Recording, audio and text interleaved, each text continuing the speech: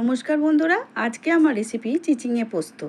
আমি এখানে 4টে চিচিঙে নিয়েছি, খুব ভালো করে গাগুলো ছুলে নিয়েছি। নিয়ে এবারে খুব সুন্দর করে ছোট ছোট পিস করে কেটে নেব। আমি এরকম লম্বাভাবে কেটে নিয়ে তারপরে ছোট ছোট করে কাটছি। তোমরা চাইলে আরও ছোট ছোট করে কাটতে পারো। চিচিঙের একটা কষ হাতে বেরোয়, একটু হাতটা কালো মতো হয়ে যায় পরে। ভালো করে হাতে তেল মাখিয়ে নিয়ে কাটলে কিন্তু এই দাগটা আর হয় না। খুব ভালো করে কাটা হয়ে গেছে। এবারে একটু ধুয়ে নিতে হবে আমাদের। আর যেহেতু চিচিঙে পোস্ত, তাহলে তো পোস্তটা বেটে নিতে হবে। বাটির মধ্যে বেশ খানিকটা পোস্ত বের করে নিয়েছি, মিক্সির সাহায্যে আমি বেটে নেব। আর এদিকে কড়া বসিয়ে দিয়েছি, কড়ার মধ্যে বেশ খানিকটা তেল দিতে হবে এবারে আমাদের, সর্ষের তেল অবশ্যই। এবারে দিয়ে দেব অল্প কালো জিরে আর 2টো শুকনো লঙ্কা। শুকনো লঙ্কা আর কালো জিরে দেওয়ার পরে হালকা করে আমাদের ভেজে নিতে হবে। 1-2 মিনিট খুন্তির সাহায্যে একটু ভেজে নিয়েছি। এবারে কেটে রাখা চিচিঙেগুলো তেলের মধ্যে আস্তে আস্তে ছেড়ে দিতে হবে। চিচিঙে পোস্ত খেতে যে এত ভালো লাগে সেটা আমি আগে জানতাম না। মা যখনই করতো তখন ভাবতাম ঝিঙে পোস্তই খেতে ভালো, মা চিচিঙে পোস্ত ভালো না, খেতেই চাইতাম না। কিন্তু নিজে হাতে সংসার পড়ার পর থেকে নিজে যখন রান্না করে খেতে শিখেছি, তখন দেখলাম চিচিঙে পোস্তও কিন্তু আলাদা এর একটা স্বাদ আছে, আর দুর্দান্ত খেতেও হয়।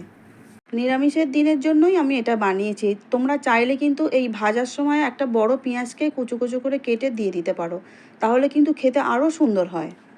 এবার বেটে রাখা পোস্ত দিয়ে দিচ্ছি।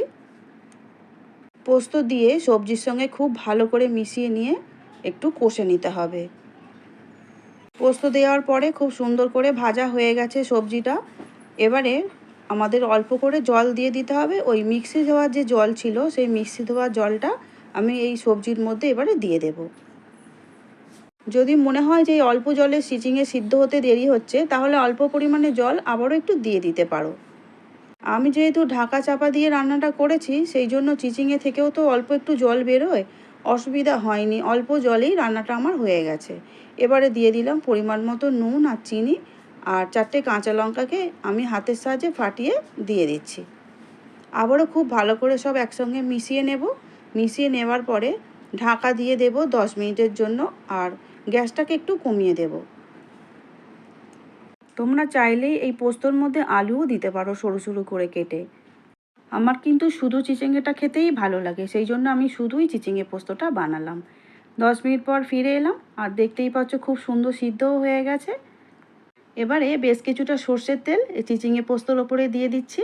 কাঁচা সর্ষের তেল দেওয়ার পরে 2 মিনিট একটু নাড়াচাড়া করে মিশিয়ে নেব।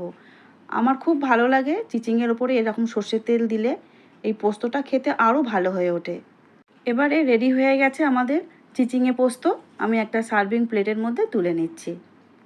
আমার রান্না ভালো লাগলে লাইক, শেয়ার, সাবস্ক্রাইব করার অনুরোধ রইল। ফেসবুক পেজ থেকে দেখছো বন্ধুরা, পেজটিকে ফলো করে দিও প্লিজ। দেখা হচ্ছে আগামী ভিডিও নিয়ে। তোমরা বন্ধুরা খুব ভালো থেকো আর সুস্থ থেকো। আমার ভিডিওটা পুরো দেখার জন্য অসংখ্য ধন্যবাদ। যেভাবে আমাকে সাপোর্ট করছো, আমি অল্প অল্প করে এগিয়ে যাচ্ছি। এইভাবে আমাকে সাপোর্ট করো, আমার পাশে থেকো। বড়দের আশীর্বাদ আর ছোটদের ভালোবাসা ছাড়া এগিয়ে যাওয়া সম্ভব নয়, সেটা আমি জানি।